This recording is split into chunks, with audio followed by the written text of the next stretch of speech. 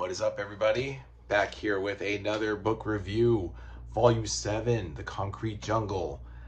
Done of Daredevil, guys. I am done with the first 7 volumes of Daredevil, the first consecutive volumes that have been released. We have not received volumes 8 through 11, but we have 12 through 21, which carries us straight through the end of the series. What a ride. That's all I can say, guys. By reading the first 7 volumes since what? April 29th. So it's been less than a month. I read the first 7 volumes, the first 154 issues of Daredevil, guys, from 1964 to 1978. So I've already read 14 years worth of Daredevil, 154 issues, and 7 volumes. So I am beat to heck. At this point, I don't know if I should do like, break away and do Submariner Volume 4 or just go into Volume 12 of Daredevil. I think I'm going to go continue with Daredevil and just read it on straight through. That's going to be the Anno Senti run. Let me just get it out real quick, guys, just so that you know. My next book will be Volume 12. It came with the clause, which is, it comes with the clause, present tense. And this is the start of the Anno Senti run, guys. Volumes 8 through 11 is the Frank Miller run, and for whatever fucking reason that Marvel has, they're just jerking our chain and pissing us off. We want the Frank Miller stories. Am I right, guys? Let me know in the comments if you agree. I want to read the Frank Miller stories. I think I'm ready. You're ready for it. Let's go, Marvel. We now have to get through 155 issues, 155 to 233. Those issues. So that's like what? Almost 80 issues that we need to fill in.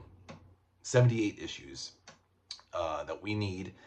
That's going to be the Frank Miller stories, and we want them. I want them. You want them. So this is going to be the next book, guys. It comes with the clause, Volume 12, covering 1986 to 1988, and Daredevil 234 to 252. So the 80s, guys. We're jumping literally 8 years from 1978 at the end of this volume to 1986, which is this. So, okay, that's that, guys. Volume 12 will be the next book to read. But we're talking about Volume 7, The Concrete Jungle, which I like the title. That's what New York is, a concrete jungle. I'm not going to sing, guys. I promise I won't. But I did that in the last video. Anyway, let's talk about this, guys, because it's very late and I need to get to bed. Volume 7, guys, covering Daredevil's 133 to 154, annual number 4, Ghost Rider number 20, even has material from issue 19 of Ghost Rider. It's more like a 2-page excerpt. And Marvel Premiere 39, 40, and 43. And yep, that's it. And really cool image of Owl there. This is from issue 145 of Daredevil, and this is from issue 154, the very last Daredevil issue in this volume. And yeah, all I can say, like, just to wrap up this whole 7-volume consecutive numbering from the Silver Age to the Bronze Age, Daredevil has now gone dark. There's still some light moments, but I will point out 2 particular issues where it got really dark, guys. Like issue 139 of Daredevil. Daredevil 139 and 151 has, interestingly enough, children in peril. And what do I mean by that? I mean, like, kids are like literally in danger of dying in this issue. And I mean, it's the stories are lighthearted and fun, but you can tell that Daredevil is either the editor, an editorial decision by, I don't know if it was Archie Goodwin, or it wasn't Jim Shooter yet, but it was either Marv Wolfman or Archie Goodwin. But they're like, no, we got to get a little darker with this.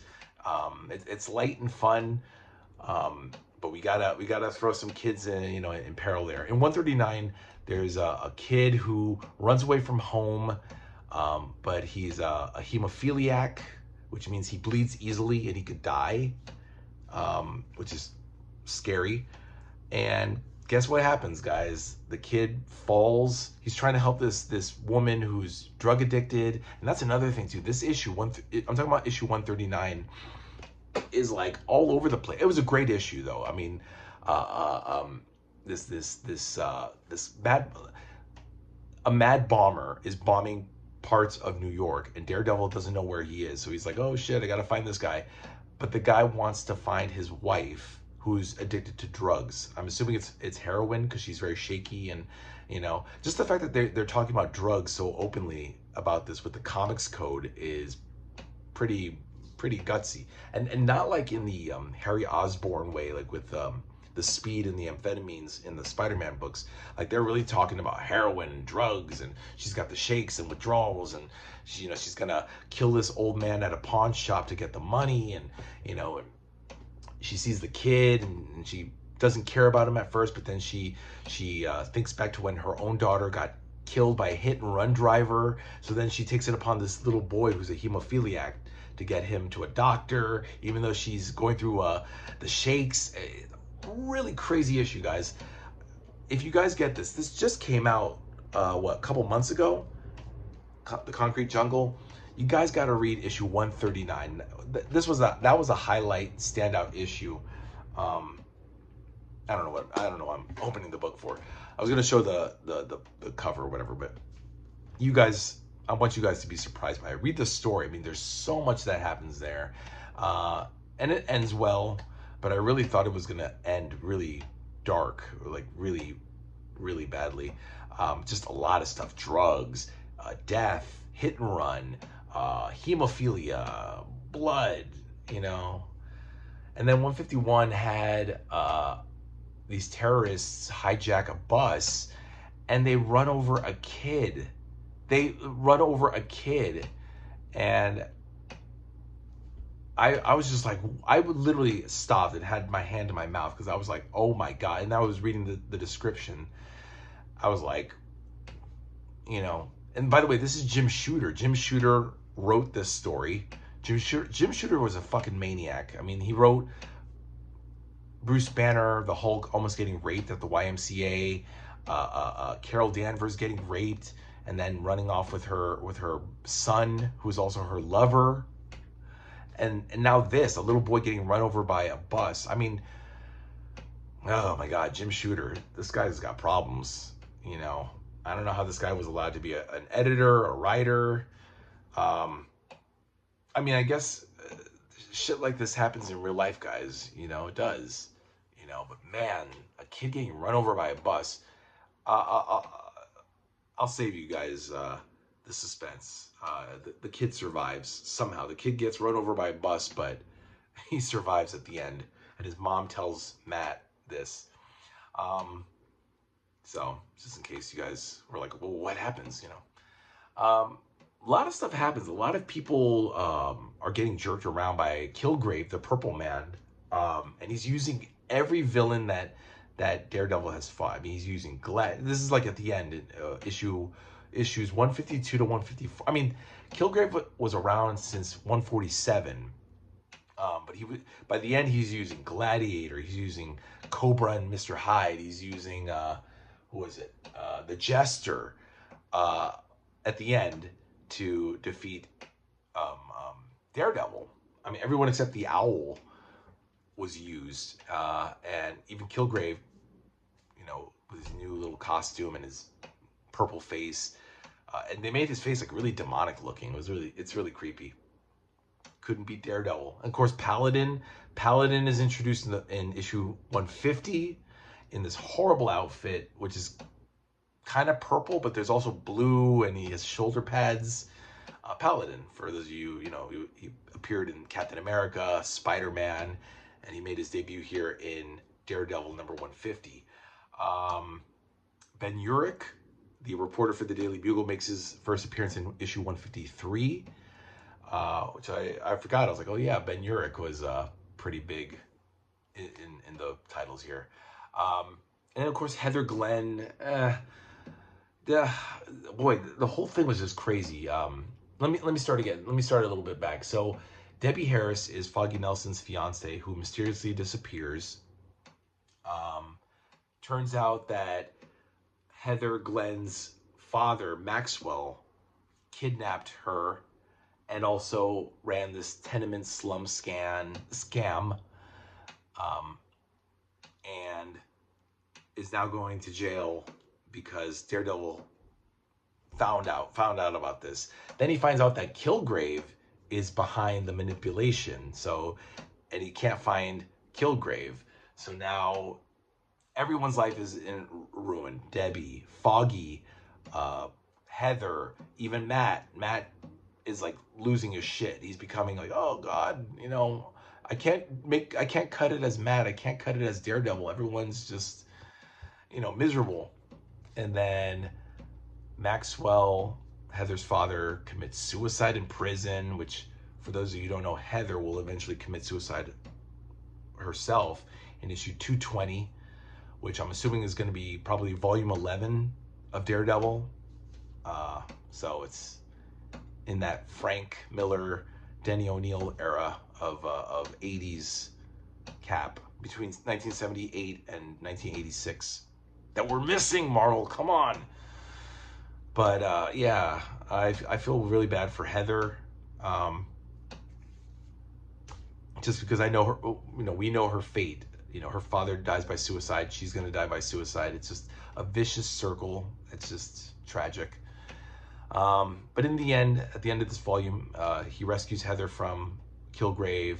Kilgrave fell into the fight takes place in Rikers Island, and he just falls off this prison turret into the water. So we don't know. Of course, he lives. Everybody lives, but it's just, man, Kilgrave is a bastard. Kilgrave has the power to like take over the world. Like he's really like a superior villain, but I feel like he's a bit of a chump too. I don't know. That's just my take on it. And we get more Torpedo. The Torpedo appears. Him and DD Daredevil take on Chameleon. That's in 134. 135 to 137. That was a storyline. What was that? That was I don't know. Guys. Go into the communities tab and look it up. I did a whole rundown. Other than 139 and 139 and 151 with these children in peril, there wasn't really much to it. Daredevil Annual number 4 had another kid in peril. This boy, Keith Mallory. It was cool because it had Daredevil, Black Panther, and Submariner fight. Daredevil and Black Panther teamed up to rescue the kid. Submariner fought both of them because the kid's father is going to ruin the ocean with this new underwater electrical station that's going to kill aquatic life. And there's gangsters, there's magia guys. One of the magia guys becomes the Mind Master, and he even he gets electrocuted and somehow gets a costume out of it. Like he's electrocuted and he should die. No, he gets a costume, a special costume. This is in the annual number 4. Oh yeah, 133 was the Mind Wave and the Think Tank. So another guy named Mind Master, Mind Wave, very cheesy names. Such 70s cheese. Trying to think, guys. Sorry, I'm tired. I should never do this when I'm tired because I'm not at my best. Try not to phone it in, At one point, issue 140 has Gladiator teaming up with who was it? Gladiator teamed up with some dude. I forgot. Daredevil 138 and Daredevil 138 crosses over with Ghost Rider 20, which has Jesus Christ, guys, I'm sorry, I'm bugging out. It has Daredevil teaming up with Ghost Rider against, was it Deathstalker? There was Smasher, Deathstalker. Deathstalker appears a lot. He appears like in 130. Oh, that's what it was, I think. Wait, was it 135 to 130? I don't even know. I don't even remember. I know he comes back in 148. There's a new Smasher in 149, a second Smasher, because he died by getting touched by Deathstalker. A bunch of horrible names. God, I hate the 70s, guys. I'm so cheesy. Everybody's costume sucks. Everybody's code name sucks. The stories kind of suck. But the artwork doesn't suck, especially Gene Colan, who does 153, 154. Carmine Infantino, who did like 149, 150, 151 is pretty good. Jim Shooter's a fucking maniac as a writer. God, I look horrible, guys. I hate the way I look on camera. I'm no qualms of saying it, guys. Please forgive me. I'm usually a lot better looking than this, but I look like shit. That's pretty much it, guys. It's the 70s. This is the last consecutive issue before there's a break. So there's no issue. There's no volumes 8, 9, 10, or 11. We're just gonna jump right to volume 12, which I can't wait. I know some people say Anno Senti wasn't really a good writer. I'm not really a sexist guy. I try not to be, but I don't think women should be allowed to write Punisher or Daredevil or any kind of manly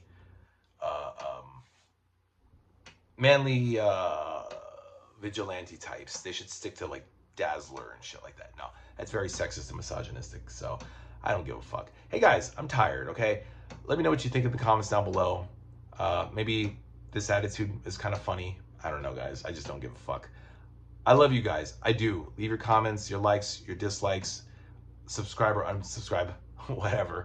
But I will be back with a more modernized take of Daredevil with volume 12. It comes with the claws. And look at that, guys. Daredevil and Sabretooth.